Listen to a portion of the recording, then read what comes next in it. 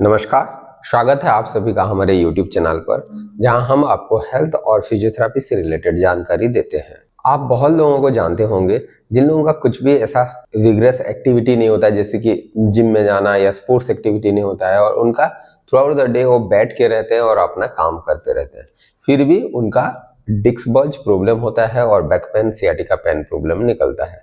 तो उनके मन में हमेशा डाउट ही होता है, तो उन लोगों ने ऐसा कुछ विग्रेस एक्टिविटी जैसे कि आगे झुक जाना, वेट लिफ्टिंग कर देना, बार बार आगे झुक के वेट लिफ्टिंग करना, या स्पोर्ट्स एक्टिविटी, ऐसा कुछ उनका नहीं रहता है। वो तो बैठ के रहते हैं, फिर भी उनका क्यों डिस्क बल्ज प्रॉब्लम होता है। तो आज के एपिसोड में हम जानेंगे, क्या सिर्फ बैठ के रहने से और एक्सरसाइज बिल्कुल कुछ भी नहीं करने से आपका डिस्क बल्ज होने का रिस्क बढ़ जाता है क्या?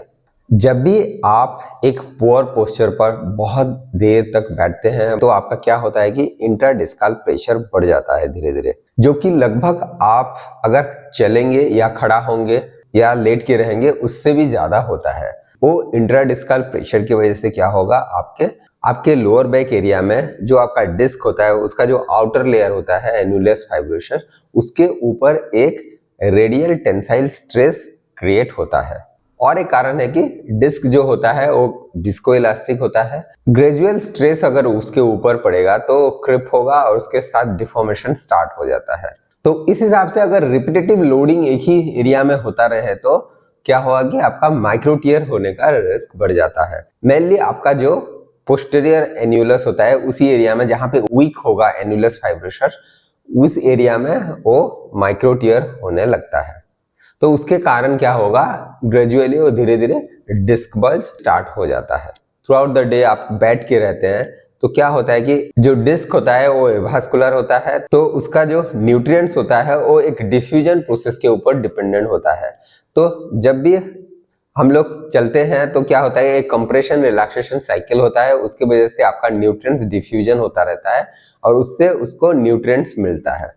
आपका अगर बिल्कुल मूवमेंट ही नहीं होगा तो क्या होगा, वो जो साइकिल इफेक्टेड होगा, जो कंप्रेशन रिलैक्सेशन का साइकिल इफेक्टेड होगा, जिसके वजह से आपका डिस्क डिहाइड्रेटेड हो सकता है और धीरे धीरे वीक हो जाएगा और लेस रिजिलियंट हो जाता है। तो थोड़ा बहुत भी अगर स्ट्रेस पड़ेगा तो वो डिफॉर्म हो सकता है। अगर बिल्कुल मूवमेंट ही नहीं है, एक पोस्चर में बैठ रहे, तो आपका जो पीछे वाला मसल्स होता है, पोस्चर चैन मसल्स, वो डिकंडीशनिंग होने लगता है।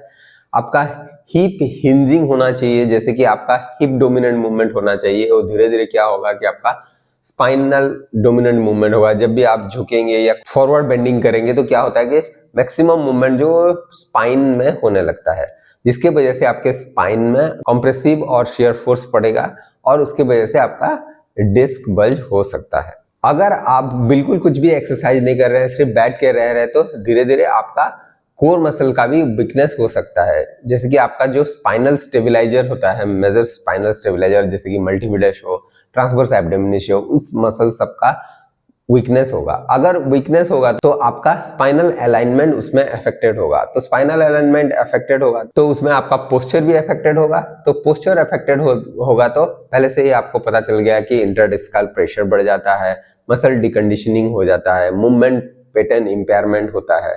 मूवमेंट पैटर्न इंपेयरमेंट होगा तो आपका स्पाइन डोमिनेंट मूवमेंट ज्यादा होने लगता है और उसकी वजह से आपका स्पाइन के ऊपर अननेसेसरीली कंप्रेसिव और शियर लोड पड़ेगा और उसके लिए आपका स्लिप डिस्क हो सकता है। बहुत ही कॉमन कॉज है। जो लोग ज्यादा देर तक बैठ के रहते हैं through out the day, hip flexor muscles होता है धीरे धीरे टाइट होने लगता है।